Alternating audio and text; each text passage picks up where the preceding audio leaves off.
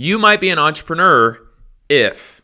Today, I'm going to tell you 10 mindsets that I know for a fact that entrepreneurs have. So if you're wondering, hey, am I an entrepreneur or you are an entrepreneur, you're going to be resonating with these 10 mindsets. You probably have most of them, if not all of these mindsets, and that's why you're an entrepreneur. My name's Nate Jones. I create videos on entrepreneurship and how to start a business. So if you like that type of content, hit like and subscribe. So let's get into these 10 mindsets. You might be an entrepreneur if you're always looking behind the curtain when you go to other businesses or you interact with other businesses.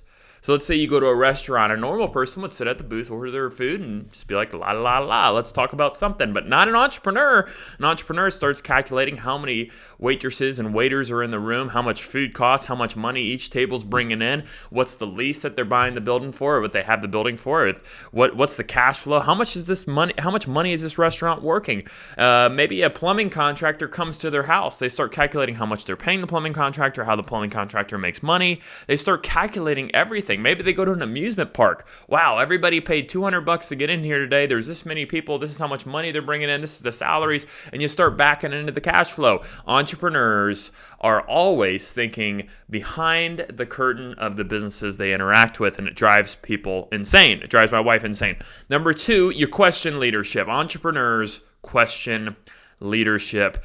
Entrepreneurs are often leaders and very strong leaders. So when they see someone else that they're working for, that may not be a strong leader, may not be doing things the way that they would do them, that eats them alive. And usually it makes them quit the job, or maybe you'll see these entrepreneurs before they start their business bop around different places of work because they can't stand working for somebody else who's a poor leader, or they want to be a leader themselves and they can't stand it. They can't stand it working for weak leaders. So they question the leadership and they don't want to work for somebody else.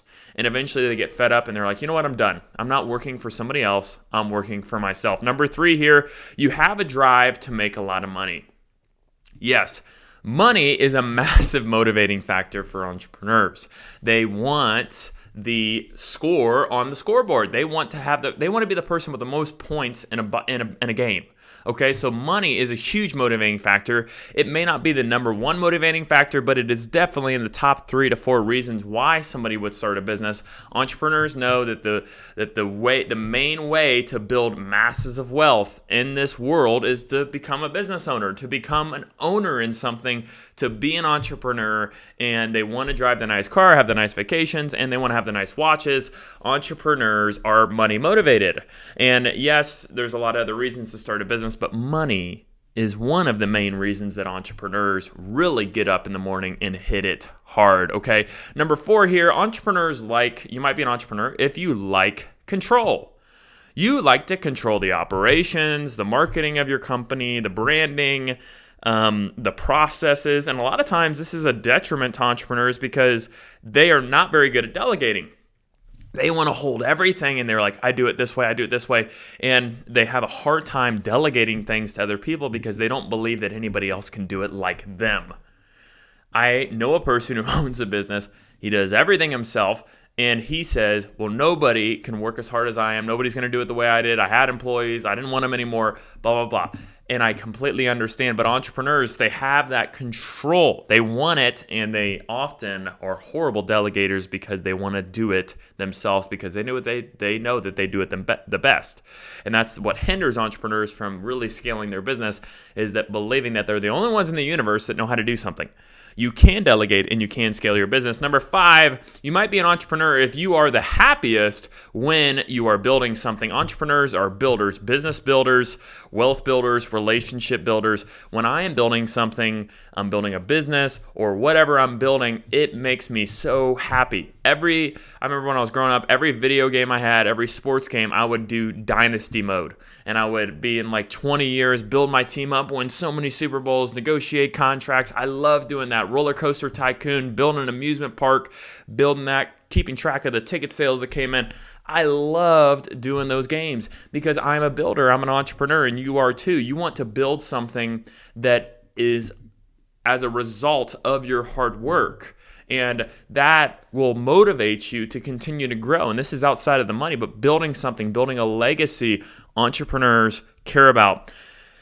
Number 6 here, you might be an entrepreneur if you want freedom over convenience. This is a huge thing that a lot of people don't talk about, but I'll just give you a story from my background. Me and my wife were making probably over $160,000 together at a comfortable job where we probably only had about 5 or 6 hours of work a day. And we sat there and it was very cush, the easiest job, great benefits. There was really no risk of us getting fired. I mean, it was the easiest thing. We could have rode out the rest of our life with very minimal hard work and making great money.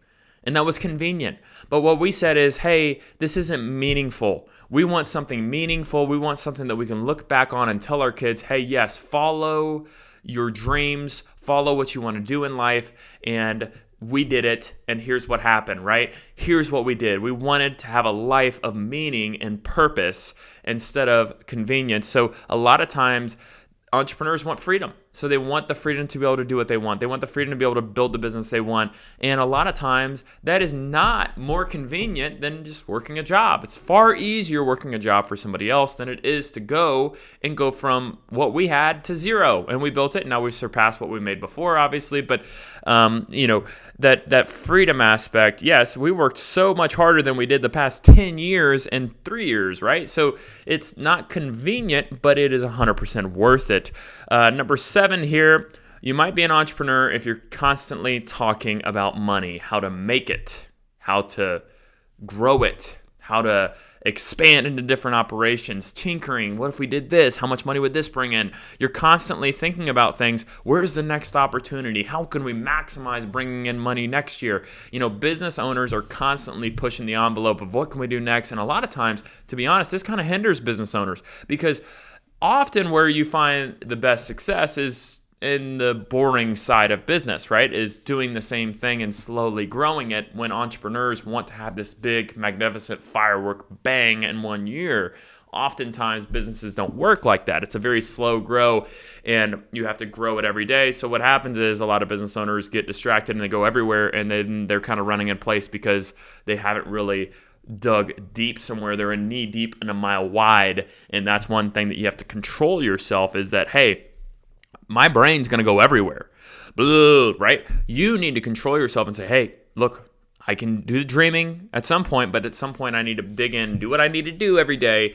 And then the percentage of the day, small percentage, then I can work on kind of special projects, dreaming projects, but really I need to be doing the fundamentals to increase our revenue. Okay, so number 8, you might be an entrepreneur if you look at other business owners and managers and you say, I can do that too. Anybody else been there? I've been there, right? You look at your manager and you're like, what does he do all day? You look at, maybe you're at a company, maybe you look at the executive team and you're like, what do those guys do? They don't do any work. They don't do the grunt work. They're just in a meeting all day and talking about this and that. I can do that too. And what happens usually is that's you kind of questioning authority. That's you saying, hey, why not me? Why can't I be in that room? Why can't I be making those decisions? And instead of just accepting where you're at, you say, no, I don't accept where I'm at. I could be doing that. I could be the manager. I could be the owner. And then that motivates you to not look at those people on a pedestal as a god. It makes you to look at them and say, hey, why not? Why can't I go build my own business? If these guys did it, these guys are idiots, why can't I do it, right? So that's a massive trait of entrepreneurs. Number 9 here, you might be an entrepreneur if you are not always a rule follower. Most entrepreneurs are B and C students. They think outside the box. They run over all the lines. They bend the rules. They look for loopholes. They think differently. They're not inside the box. And in our school system, the issue with that is you're not really rewarded for thinking creatively. You're rewarded for getting the question correct, yes or no. But that's not really how life is. Life is not a true or false answer. Life is very ambiguous, which is gray, which is unknown, which is the answer is not yes or no. The answer is it depends. Entrepreneurs are really good at it depends. People who are really good at school are good at yes or no. And often those people are great employees because they do their job correctly, they do it right, but they're not entrepreneurs. And that's not a bad thing. I'm not roasting those people. I'm just saying if you're an entrepreneur, you probably didn't get good grades in school and you thought creatively about how to follow the solution, right? And that's why so many of those people, they solve, like really being a great business owner is solving problems. You solve enough problems, there's a business and there's a ton of money. So you're solving problems. You think of Elon Musk creating a car company that nobody else did, right? Thinking outside the lines. Everybody's thinking in combustion engines. He goes electric. And he solved the problem of people having a need for electric vehicles. And look at his business now. So you may not be a good rule follower, but that means you might be an entrepreneur. Number 10 here, wrapping it up. You might be an entrepreneur if you struggle with having enough. And I wanted to end with this one because I think it's one of the most important things. And I think it really leads to entrepreneurship being a roller coaster of highs and lows and highs and lows of you're on the top of the world and then you're almost depressed sometimes. And I think what happens is the downside of entrepreneurship is that there's usually no satisfaction. It's this treadmill, right? I remember when I started my business, my goal was to only do like 30,000 in revenue year one. We ended up busting that out of the water and did 90, right? And I was happy with it, and then I was not satisfied with it. And then I wanted to get to 200, 300, 500, and we just kept going up. And every level, I'm not satisfied. And that can be so hard to deal with because I look around and I need to look back and reflect on how far we've came and the growth that we've had, even on this YouTube channel. I mean, we're over 3,000 subscribers now, and hopefully by the time you're watching this, it's over 4,000. But the growth, it's easy for me to say, well, I want to get to 10,000, 20,000. I want to grow. I want to help people out. I want to continue to provide value. But it's real easy for you to say, well, this is horrible. Why do I only have 3,000 subscribers? Why do I only have a business that does X? Why do I not have a bigger house? Why do I not have a bigger car? And it's so easy to be on this hamster wheel of life of always wanting more. It's like the carrot on the stick, right? You're continuing to go after it, and nothing is ever enough. But at some point, you have to stop and look back and say, man, look at what we've built. Look at what we've done. Yes, I want to continue to push forward. I don't want to, I don't want you to think that, hey, I'm going to grow to a certain point and never grow again, because as an entrepreneur, that's going to hurt you. You want to continue to grow. You want to continue to hit it hard. But the hardest thing for entrepreneurs is to get somebody to say, hey, stop running. Stop.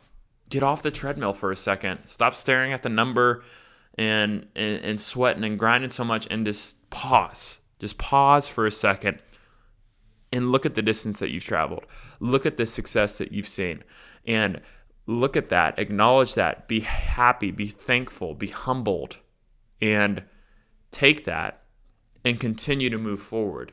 But oftentimes you'll see people, and this is why there's this connotation that rich people are often not happy, because they're not just sitting in their house smiling. They're saying, why can't I not get a bigger house?